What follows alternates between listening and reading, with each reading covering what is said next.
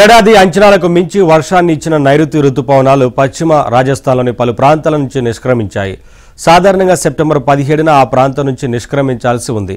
అక్కడ అధిక పీడనం ఏర్పడడం, గడిచిన 5 రోజుల నుంచి అక్కడ వర్షాలు లేకపోవడం, గాలిలో తేమ శాతం తగ్గడం తదితరాలను పరిగణలోకి తీసుకుని 3 రోజుల ముందే నిష్క్రమించాయని భారత వాతావరణ శాఖ వెల్లడించింది.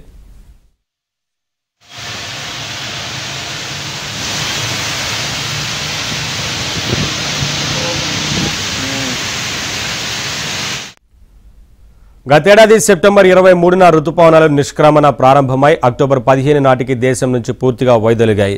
2015లో సెప్టెంబర్ 4న, 2016లో సెప్టెంబర్ 15న నిష్క్రమణ ప్రారంభమైంది. ఈ ఏడాది మే 24న కేరళలోకి ప్రవేశించిన నైరుతి రుతుపవనాలు జూన్ 29వ తేదీ కల్లా దేశవ్యాప్తంగా విస్తరించాయి. 4 నెలల రుతుపవనాల సీజన్లో భాగంగా జూన్ 1 నుంచి సెప్టెంబర్ 14 వరకు 790.1 మిల్లీమీటర్ల వర్షం కురవాల్సి ఉండగా 846.4 మిల్లీమీటర్ల వర్షపాతం నమోదైంది.